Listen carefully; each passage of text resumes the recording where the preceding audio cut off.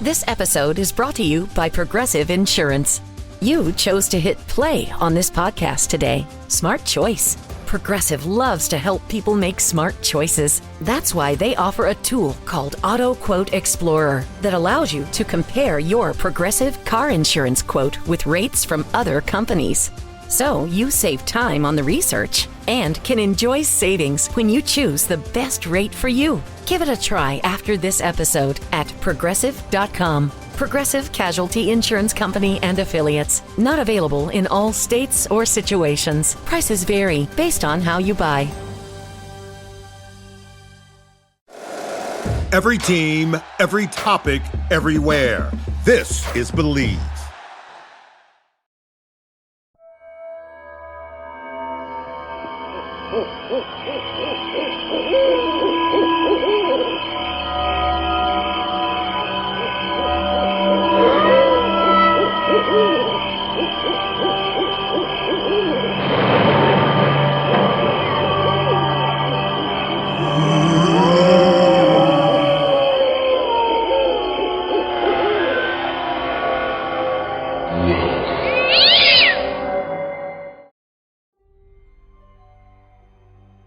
Hello and welcome to another episode of the Halloween Podcast. I am your host, Lyle Perez, and I got a special treat for all of you guys because I am being joined by Ronald. He is a author, historian, paranormal investigator, and today we're going to talk about vampires. Ronald, how you doing?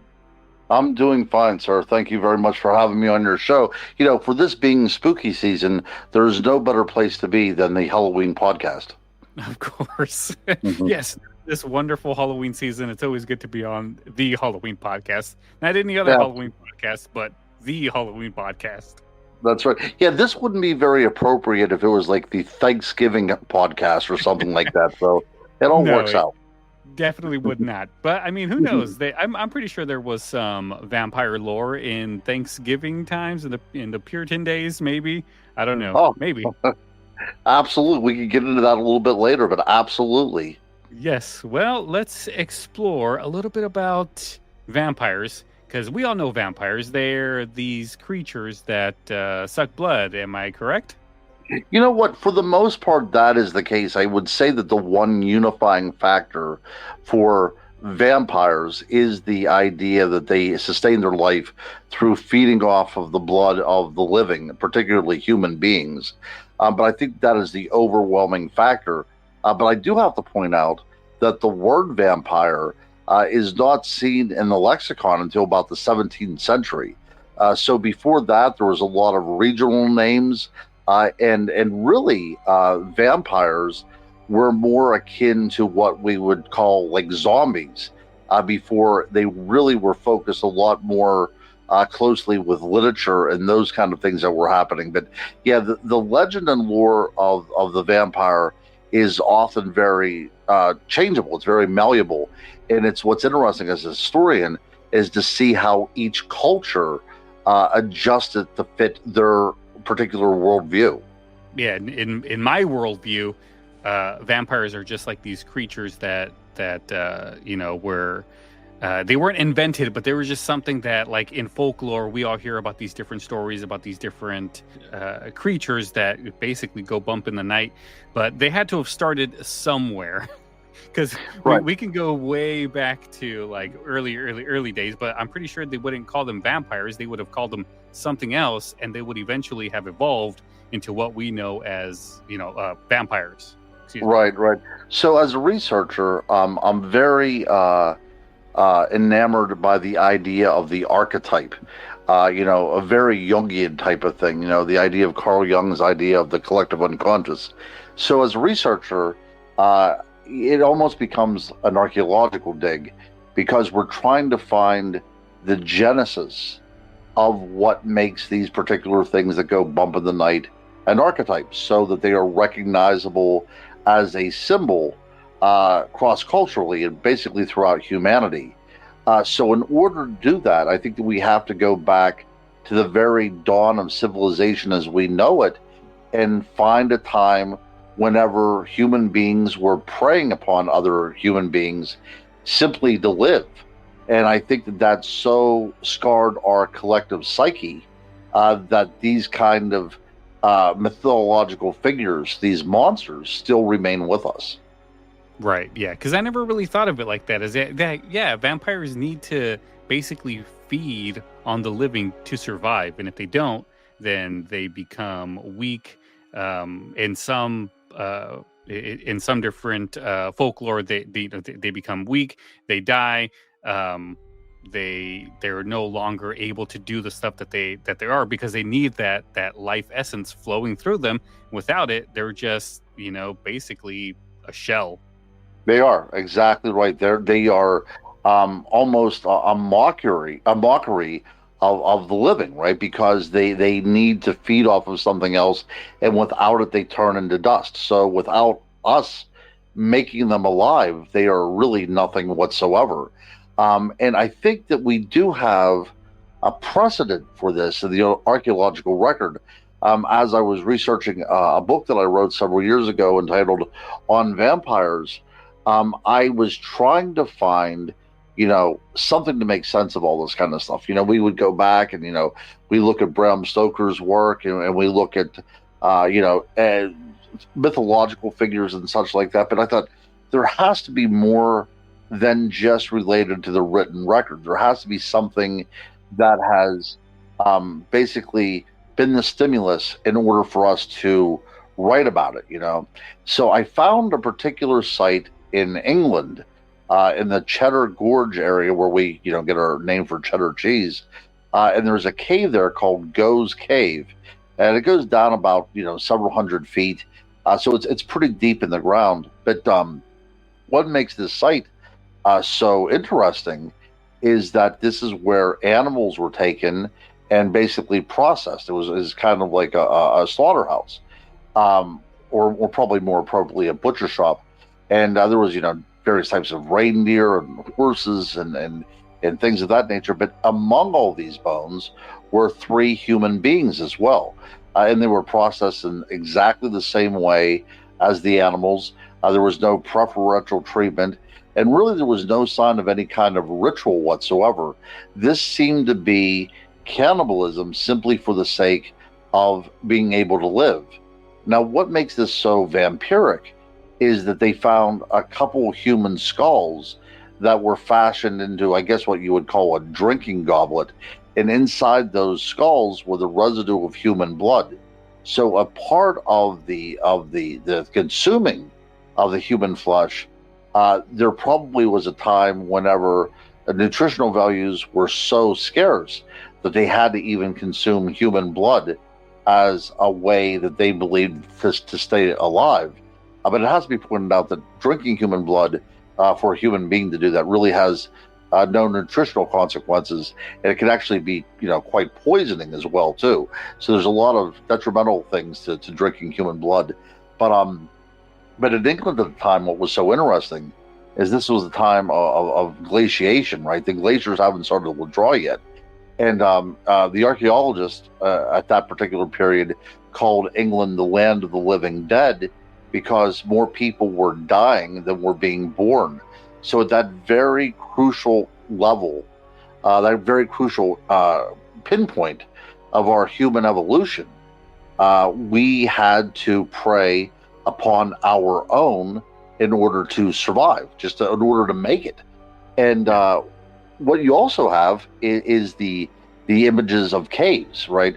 These beings that look so much like us, rising out of the darkness. And of course, caves are now associated with bats as well too. So I think you see the infancy of where the idea comes of a human-like figure, coming out of the darkness, out of the shadows, and feeding upon human beings. Now, another thing from a psychological point of view is we don't like to admit that human beings are capable of such heinous things. So what we do is we project onto them the mask of the monster, right? So they become everything that we are afraid to admit we are able to do as human beings. So I think that we have, from the very early essence of humanity, from the very kernel, of our existence, before we were civilized, before we were living behind walls, when we were still part of the food chain, we have this confrontation with the other. And that has become now part of our mythology because that's so impacted us as a human species. So that's basically where the origins of what we know as vampires. Yeah, in my opinion, that my research would tell me that that is what is going on, and the reason why I use that is because that is one blatant example, but we also have to point out that this was happening all around the world. Now, of course, England was a very particular place; it was an island and such.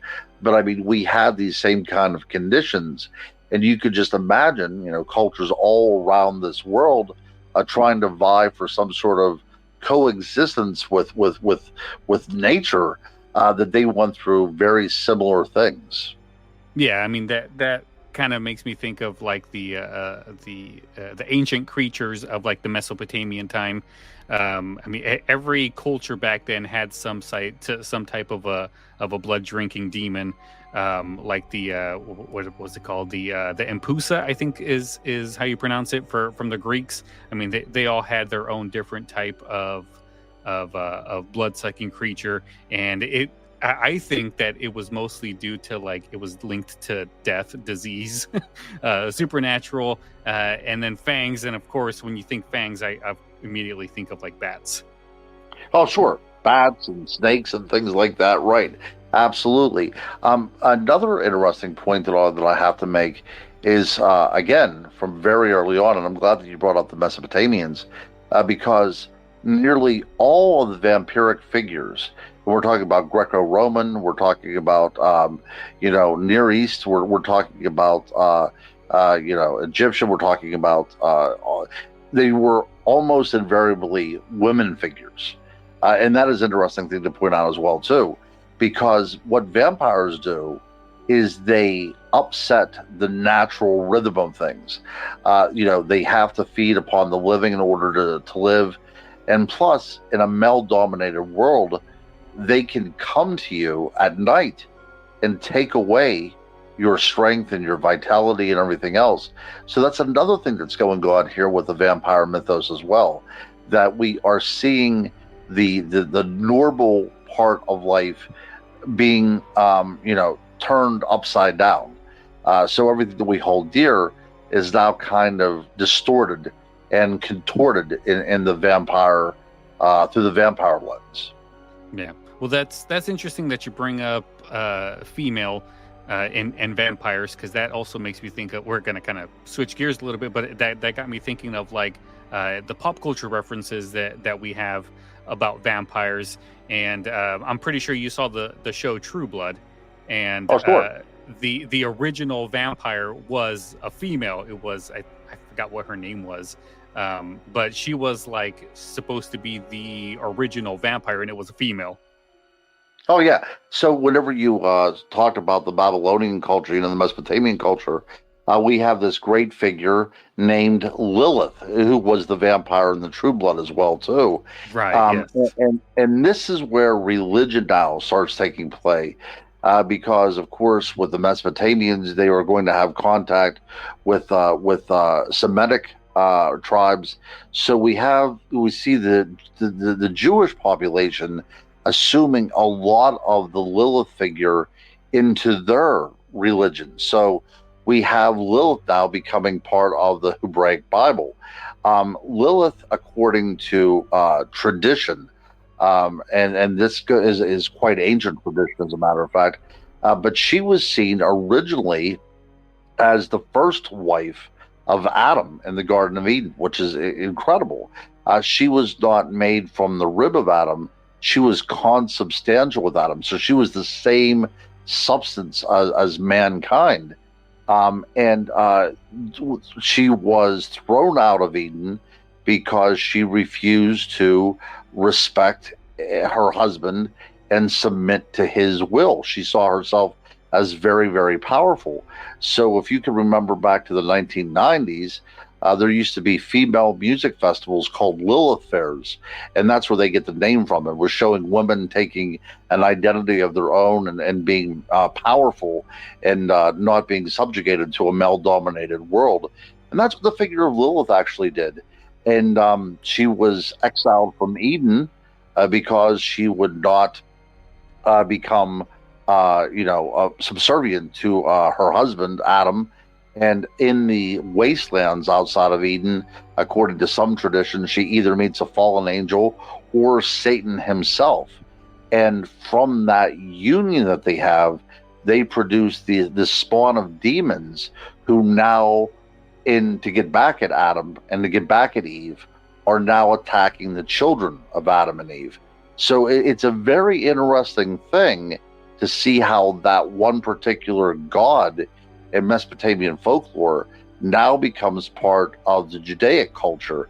And Lilith is even featured in Deuteronomy as this creature that roams about the wastelands, looking for the ruin of souls. So the wastelands, that's where you bury the dead. And then that is also now where this figure, this female figure, is coming out, whose children will prey upon the living. Now, how do you keep such a creature at bay, right? If we know that these creatures are coming at us and we know that they're feeding upon our children, how do we defend ourselves? Well, this is where it gets very interesting as well too. So children have always been, weak. Even in modern society in America, infant mortality is incredibly high. It shouldn't be that way, but children are finicky little creatures, and a lot of things can happen. But if you can imagine in the ancient world, if a child wasn't feeding almost immediately and taking in nutrients from the mother, his time on Earth is probably extremely limited. We don't have supplements like we have now or anything like that. So it was imperative that a child, feeds. So you can imagine with a child that would suffer from malnutrition or through SIDS or something like that. Whenever a child would die, probably they would find it in a crib. So it would seem as if something came in and took that child's life, right? So what people would do, and this took a lot of research, but I finally found a doctor that was doing research in ancient Egyptian society. And they found out that one of the ways to stimulate suckling in a baby is to take garlic and rub it on the nipple, and that would allow the child to suckle much more likely than it would be if there was nothing else applied.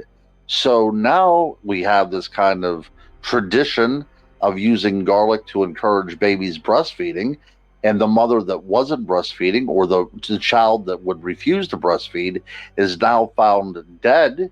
Then it seems as if garlic was the cause of that child that's alive to still be with us, you see? So now we have this idea of garlic coming into play, and we're looking at something like 3,000 years ago, whenever this was a ward against evil. This episode is brought to you by Progressive Insurance. Fiscally responsible, financial geniuses, monetary magicians. These are things people say about drivers who switch their car insurance to Progressive and save hundreds. Because Progressive offers discounts for paying in full, owning a home, and more. Plus, you can count on their great customer service to help you when you need it, so your dollar goes a long way. Visit Progressive.com to see if you could save on car insurance. Progressive Casualty Insurance Company and Affiliates. Potential savings will vary. Not available in all states or situations. Yeah, and garlic, we can't take away from garlic, but garlic is extremely healthy for us as well. Absolutely. I'm a big fan of garlic, and that's absolutely the case. So, just through the use of garlic, you would see, somebody was sick and they would take garlic. Well, that person has recovered, while the person down the street who didn't take any garlic died of the same disease or whatever. It does seem as if garlic is what's warding off the evil, because there wouldn't be this notion that there would be germs around, right? The contagion would be spread by something that would have been personified. and that personification most likely would lead you to thinking there was something preying upon you, and then you see the association with vampiric creatures here as well. Right, and along those same lines, there were other stuff that was said to ward off these things, like running water was one of them. Religious symbols was another one to ward off vampires. Do you have any knowledge as to why those were thought to be to ward off these vampires? Yeah, sure, and this is a good point as well too. So we know the crucifix, we know the Bible, all the stuff that's related to really Catholicism was able to scare away the vampires. But it's interesting because in the early Middle Ages, we can see prayer plates, which are basically a disc with prayers around it, that were written was written within a Muslim culture, Islamic culture, that was used as a way to keep vampiric creatures at bay as well too. So there's always been amulets out there. There's always been prayers out there to keep these kind of forces at bay. So it's nothing new. It just keeps on evolving with whatever particular culture happens to be there at the time. Whatever it fits in to that particular worldview. But what happens with the assumption of Lilith in the Judaic thought, now we have something very interesting, because now the vampire becomes a symbol of evil, and the way you fight that evil is with good. So now we have a Christian perspective on it as well too. So you now come full circle, right? You've had something, this identity of a goddess in a pre-Christian, pre-Jewish religion, now being assumed by a Jewish religion, and now becoming part of the Christian outlook on things as well too. So now we see how this is constantly morphing into something new and regenerative, generation to generation. Right. Where does silver fall into all of this stuff? Because growing up, I mean, silver was werewolves, and then all of a sudden, like in the show True Blood, they were using silver as kind of like something that harms vampires. I saw it in other places too, where they were using silver. I think it was in the show The Strain. If you ever saw that one was probably one of my favorites. Completely all over the top and weird. But I mean, the old man definitely had his nice stash of silver that he was using to destroy these. In Blade was another one that they used silver. So was there any historical evidence about silver being able to hurt these creatures? Well, so I've searched this out, and nothing definitive, which is a horrible cop out to have to say. But I will tell you that even in fairy lore, if you want to keep fairies away from you, silver also is something that was used. So it was basically used as a talisman against anything that was otherworldly or supernatural, okay? There was some belief that it was used because it was a symbol of the moon and of darkness and such, and it was able to keep those creatures of darkness away. Possibly, I'm not exactly sure, what all that has to do with everything. But I will tell you this. The reason why vampires, you couldn't see the reflection in a mirror, is not because of the mirror, but it was because of the silver in the mirror, because glass was one time made, was silvered. And that is the reason why they don't show up, is because there's the silver in there. Now, of course, with regular mirrors, it becomes they don't have a soul and various other reasons why they don't show up. But the original reason why was simply because the mirror was made with silver. Yeah, that's where did that come from as well? Like, because how long have we had mirrors that the vampire wouldn't be able to see their mirror? Would it also work if the reflection was on like water or something? Yeah. If they look down, would they still be able to see themselves? Well, again, even with the idea of moving water, like you had said, that is something that is anything, any kind of monster Think about even the Headless Horseman. The Headless Horseman had to cross a bridge. It couldn't cross the water. And the same way whenever in Bram Stoker's Dracula, he had to be conveyed upon a ship because it's unable to physically cross running water whatsoever. It has to have a means to get there. So again, natural elements, liminal zones as well too, that in order for them to pass from one state of being to another, they need a conduit in order to do that. And again, I think this is an embroidered tapestry that goes into so many different things. I guess it's one of those rabbit holes that leads to so many different tunnels and different avenues. Right. Yeah, but like, the werewolf, of course, the idea of the silver bullet, and horseshoes and lead, and all these things have been used to combat the unnatural world for, essentially, thousands of years.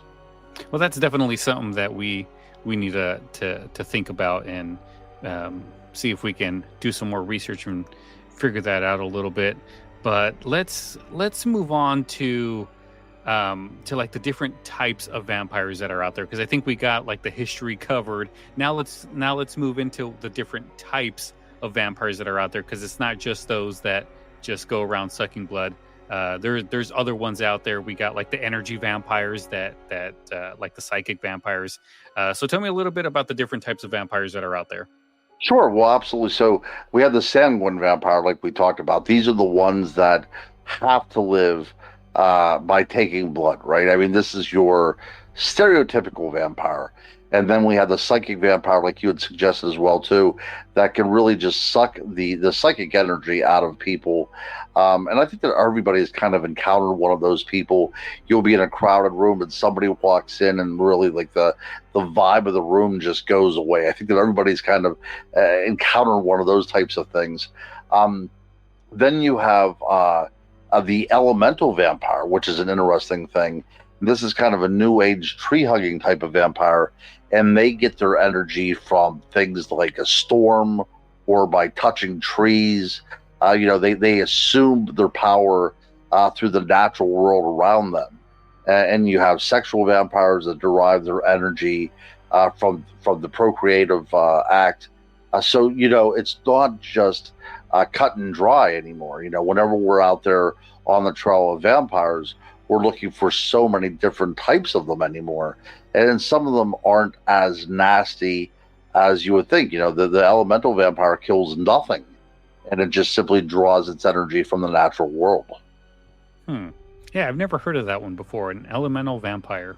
Yes. Yeah, I think that as things go along, and I think that, also you can see with Twilight as well, too. And there's been some marvelous treatises wrote and essays and papers written about the idea of the modern vampire, right? Because you can sort of have pity on them. They're in a state of being that they did not choose for themselves for the most part. So they're kind of like thrust into a situation and they become an everyman, and we can see our foibles within them, right? That they're living a life that they don't necessarily want to live, but they also glisten and they glow, and there's a beauty aspect to them as well too. They're nothing that you turn away from in disgust. You're actually attracted to them very much. And that's because they still have some sort of semblance of humanity to them. And I think that as we go and look at things like Twilight, and maybe even how vampires are evolving even more and more within our culture, they're tending to become more elemental than just the typical slash and gore type of blood vampires. Yeah, but what kind of an impact do you think Twilight had on the vampire lore community out there? Well, I think what it did is gave a whole new generation a vampire of their own. We'd never seen vampires like this before. The original Bram Stoker's Dracula was very similar to the way the creature was shown in the 1922 Nosferatu. That's very similar to the way Bram Stoker depicted his vampire. But what we have now is vampires that are hip, They're good looking. They can have relationships with human beings, and I think that has now given us the 21st century idea of a vampire. In the same way the 80s had Lost Boys, and you can see how that kind of revitalized the vampire mythos as well too. And it tends to go in cycles, and it tends to fall back on some of its roots as well. As you can see, there's going to be a new Nosferatu movie out, which I'm looking forward to. Yeah. We also had the last voyage of the Demeter out, which showed the vampiric journey of across the water. But I wasn't very happy with that. And also, we have on Max, we have the remake of Salem's Lot, which is about an hour and 50 minutes. They try to fit, what was a 1970s miniseries into a very, very short film, which didn't work out very well. But so I think each generation is given its chance to claim the vampire for its own. And what Twilight did was allow for a foothold in the new generation, because it really took hold, and it really did spark a lot of people's imaginations. There was a romance to it. They had a great soundtrack, and it was really something. I mean, in the world of cosplay, this was something to really sink your teeth into, no pun intended. Yeah, do you think it was Anne Rice that started the whole sexy vampire type deal, or would you consider Dracula the first sexy vampire? Yeah, I think that Bela Lugosi, was the first a suave, debonair type of vampire, right? He was a foreign guy. He obviously had a lot of money. He wore a cape. What's not to like about that, right? Exactly.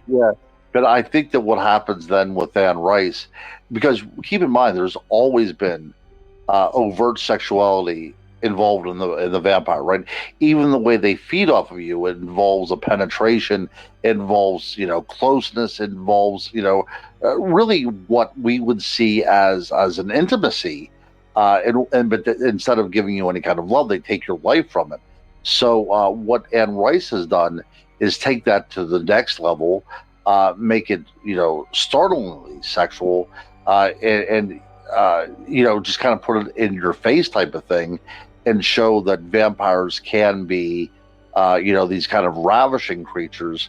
And I think that sells a lot of this stuff. I think one of the reasons why you see so many vampires movies coming out, if you look on, like Netflix and all these other kind of streaming services, you can see that vampire movies are pretty inexpensive to make.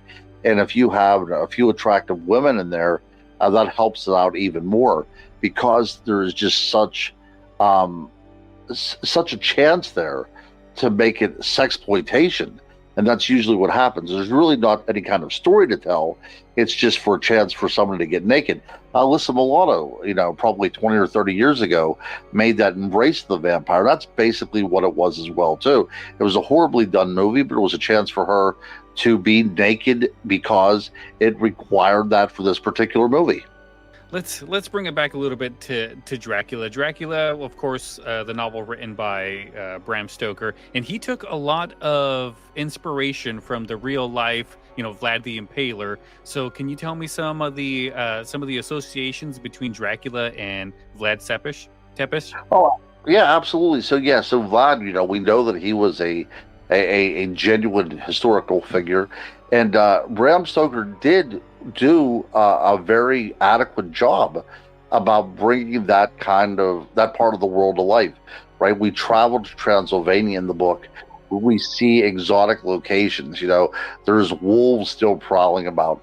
And that was basically the way Transylvania was in 1897 whenever the book was released. So we have somebody coming from a foreign land and now coming into our modern world. So now we have xenophobia being thrown into this as well. And that's something that's really going to stick with the vampire mythos as we go along, because it's usually somebody coming from some distant place, coming into our vicinity, and then chaos is unleashed. So we have a fear of what we would call the foreigner, because whenever somebody comes into our presence, we don't know what they bring with us. A lot of this might come actually from the Middle Ages and the plague. One of the ways that vampires get access into your house is if you allow them entry. And if you can think of a time whenever plague was prevalent, if you would let someone in your house that you didn't know was safe, then your family could catch that contagion, and that could kill you just because you let the wrong person in. So I think that has a lot to say as well, too, with that, because we are always fearing what the other is going to bring about. So what Bram Stoker was able to do was take a real-life character and weave it into a 19th century worldview. Like we always talk about worldview. Again, the world was becoming much smaller in 1897. It wasn't quite so vast. We were getting together with telegraphs and things like that. The world was becoming a lot more cosmopolitan. Right. And so when we think of London, we think of New York City and all these kind of things. So there was still areas like Transylvania that were still on the far edge of the map that very few people knew about, but they did know it was full of folklore, and they did know it was full of superstition. And what a great way to bring your character to life than by drawing on those traditions. This episode brought to you by Progressive Insurance. Do you ever find yourself playing the budgeting game? Shifting a little money here, a little there, and hoping it all works out? Well, with the Name Your Price tool from Progressive, you can get a better budgeter and potentially lower your insurance bill too. You tell Progressive what you want to pay for car insurance, and they'll help find you options within your budget. Try it today at Progressive.com. Progressive Casualty Insurance Company and Affiliates. Price and coverage match limited by state law. Not available in all states. Yes, we all know he drew from the traditions of Vlad the Impaler and the historical view of the actual man, who I hear he's in Romania. He's still seen as a hero. He's not really seen as somebody who was an evil person. He's a hero to Romanians to this day. He is, yeah. So I have a Romanian friend, and we had this discussion. It was seen almost like a George Washington figure. He was able to unite that particular area. And you have to understand, too, that he fought crusades against, Muslims. So in the eyes of the medieval church, he was seen as a remarkable figure that was upholding Christianity above everything else. So there was nothing really evil about him. Now, I will tell you, he would, impel people, but he was a person of his time. You can't just pick somebody out of a particular historical period and make them stand on trial in the 21st century. He wasn't the only one doing this. Other people were doing it. Actually, he learned the act of impaling from his enemies, and he simply used that against them as a form of psychological warfare. So he was definitely a person of his time that was no more ruthless or no less ruthless than any of the ruler. Yeah, exactly. And I remember there was a really cool movie that the name is mistaken me. It's not that Vlad the Impaler movie that came out not too long ago. There was one I think from the 90s. I think it was called Prince of Darkness or something like that. Oh, it was. Yeah. It had something. It had something to do with Vlad the Impaler, and it was all about his life. And then towards the end is when the vampire lore kind of really took over in that movie. And that movie always stuck with me. I really wish I could remember what exactly it was called. I'm pretty sure it was called Prince of Darkness or something like that. But that guy that played Vlad the Impaler actually played Dracula in Buffy the Vampire Slayer. It was the same actor. Yeah. That's right. Very good. Yeah, I forgot all about that, as a matter of fact. But yeah, I do remember that. And I think that your title was probably pretty accurate. I think it was something along that. There might have been another word in there, like Dracula, Prince of Darkness, or something like that. But yeah, I mean, I watch all these shows as well. Even the bad ones I watch just simply because I like the development of the characters so very much. And some people do very good jobs, and some people don't. But it's part of the public domain, right? I mean, we can take this figure that everybody knows how it acts and how it interacts, kind of like a zombie, right? Like, we know what the rules are whenever we deal with a vampire, so we can make all these kind of different movies, but it follows the same rules, so we know what we're getting into when we go into it. Right. Yeah. Yeah, Exactly. there's a familiarity. It becomes like a roller coaster ride, right? It's a familiarity. We know what's going to happen on the ride, but we still enjoy it nonetheless because we don't know how it's going to end. Right. And that movie, just so if anybody's interested, I found the actual title. It's called Dark Prince: The True Story of Dracula. That's what it's called, and that it was a good movie. Rudolph Martin is the name of the actor who plays Dracula, and he was the same guy that played him. He played him a couple of times in a few different things. I'm looking at his IMDb page, and he played Dracula a few times. Which, hey, if you're good at it, you might as well keep doing it. Yeah, absolutely. You know, that Bela Lugosi did the same thing. In my opinion, he did a fantastic job, and he got ripped on that movie. I think he only made like $80 or something like that. It was such a small number for the role. Like they really Hollywood really took him for a ride. Oh my goodness, I didn't know any of those details. That's horrible. Yeah, well, I think it was like $800 or something like that. Is all he got for playing Dracula, and towards the end of his life, he was very broke towards the end of his life, and I do know for a fact that when he was buried, they buried him with his cape, with his Dracula cape, which I thought was pretty cool. Yeah, I think that's pretty cool. That's right, and you know, he was in Plan 9 from Outer Space, right? And that was his last role, I think, where he kind of assumed his Dracula role, but he died, you know, midway through the filming, so they had to use a stand-in for him. Really weird, but yeah, it's a shame that he wasn't able to end his career on a more higher note. But like you said, he was poor, he was broke, he had to do anything just in order to survive. Right. Yeah. Well, that's very unfortunate. It still happens to this day. Hollywood is a crazy place. But that's right. Speaking of like Hollywood and stuff, how do you think like different genres like comedy and action, how do you think it changed the way we view vampires? Yeah, that's a good question. So one of my favorite adaptations of the vampire legend is From Dusk to Dawn, right, where you have these criminals that are going into this bar outside of Mexico someplace, and it's teeming with a horde of vampires in there.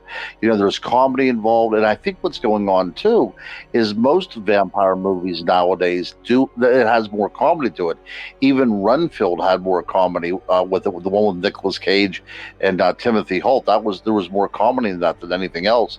But I think what we are doing now is we have a terrifying figure that we're now able to laugh at because it is controlled, right? We have domesticated everything that goes bump in the night. So whether we're talking about vampires or we're talking about werewolves, you know, even zombies, you know, the most terrifying creatures we can now inject comedy into simply because they're no longer as frightening to us anymore, because we can kind of understand them psychologically and everything.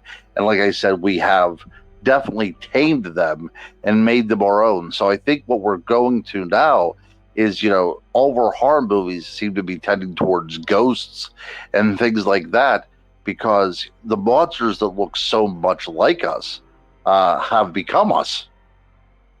Yeah, it's I think they call that the uncanny. If something is very familiar but yet slightly different, it terrifies us. That's right. I think it was Nietzsche that said, you know, the more you stare into the abyss, the more likely the abyss is to stare back at us. And that's what's going on. And even, you know, Carl Jung had said this as well, too. You know, inside all of us is this shadow, you know, the shadow that we don't want to admit's in us, you know, the dark places.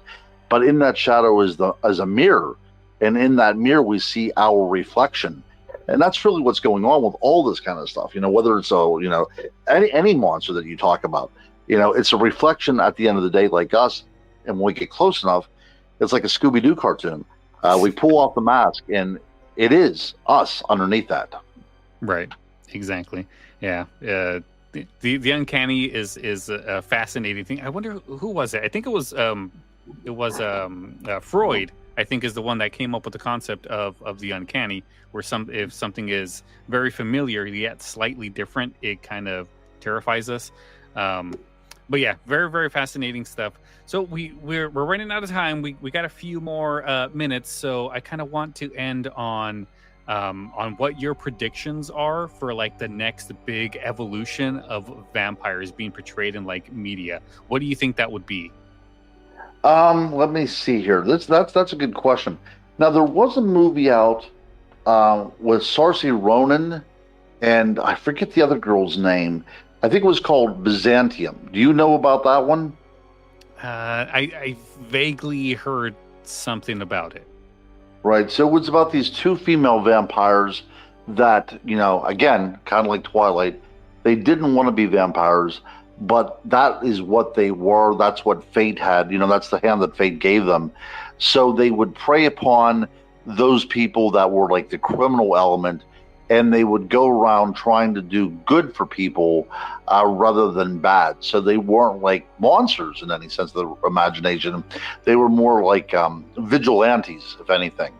So I think as we go forward, we don't want to necessarily demonize our vampires. I think we want to make them a little bit more open to interpretation.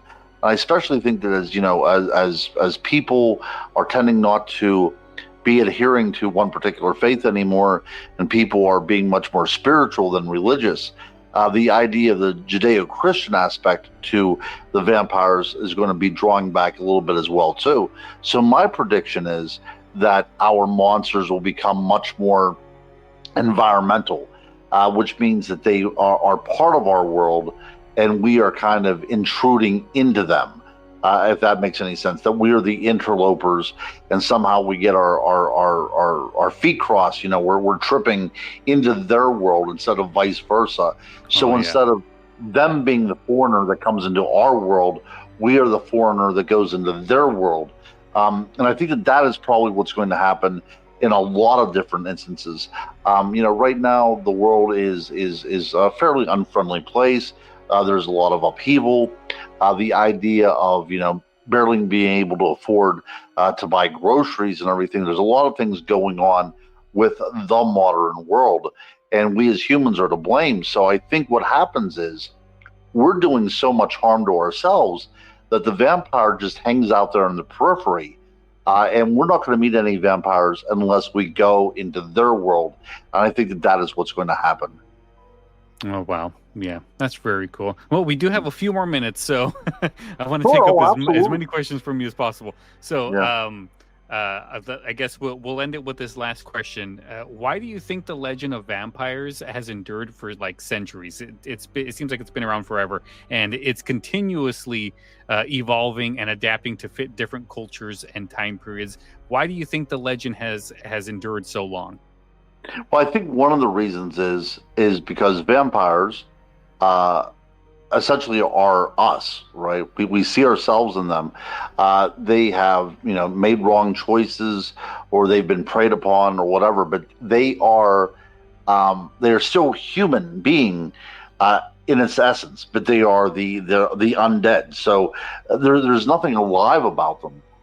They're kind of like Frankenstein's monster in a way. They have no soul. They prowl about just, out of instinct and everything. But I think that's actually a very, very good question. I think it is because we have a fear of the unknown.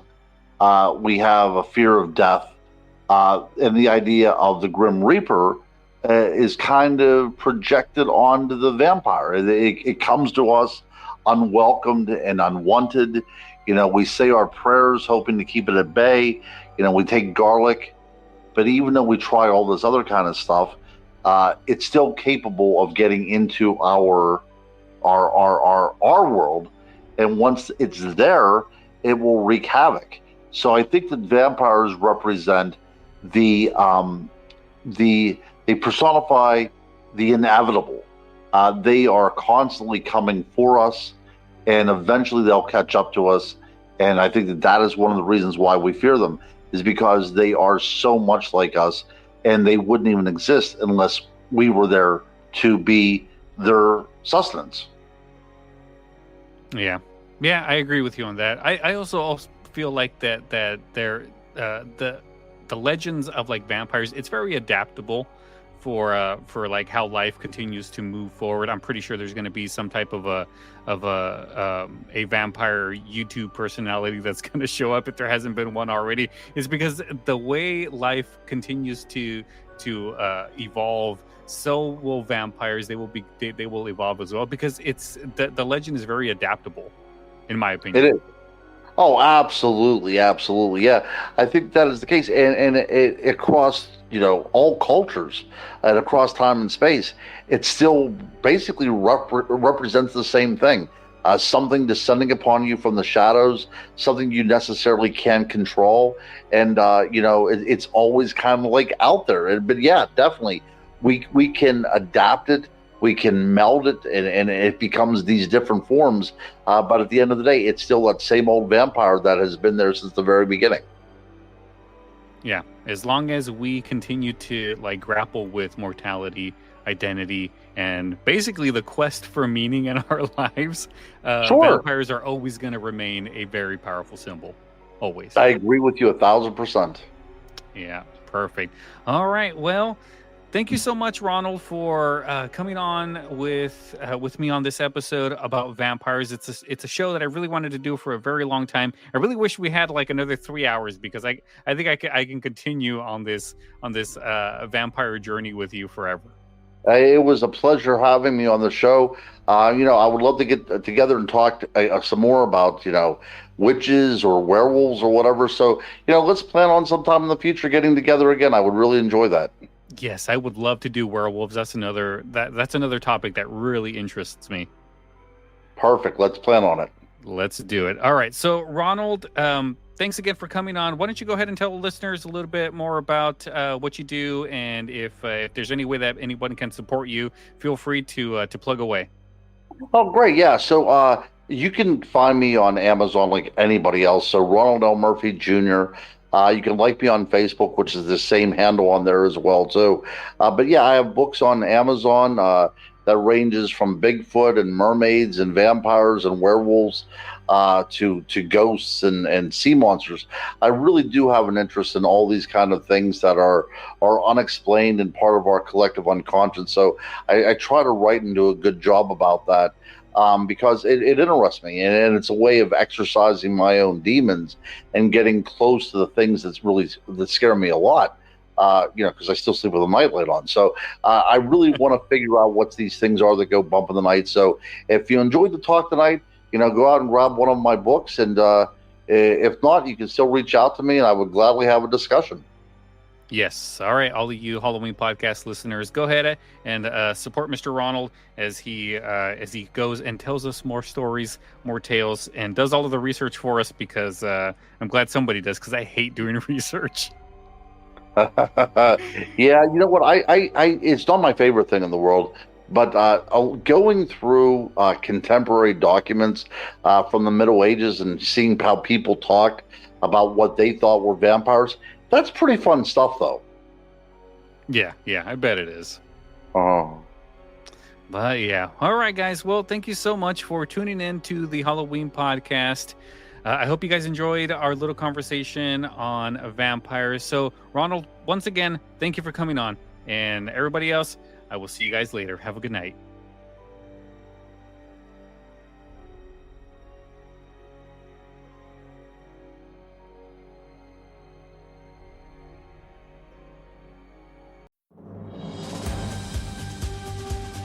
This episode is brought to you by Progressive Insurance. Fiscally responsible, financial geniuses, monetary magicians. These are things people say about drivers who switch their car insurance to Progressive and save hundreds. Because Progressive offers discounts for paying in full, owning a home, and more. Plus, you can count on their great customer service to help you when you need it, so your dollar goes a long way. Visit Progressive.com to see if you could save on car insurance. Progressive Casualty Insurance Company and Affiliates. Potential savings will vary. Not available in all states or situations.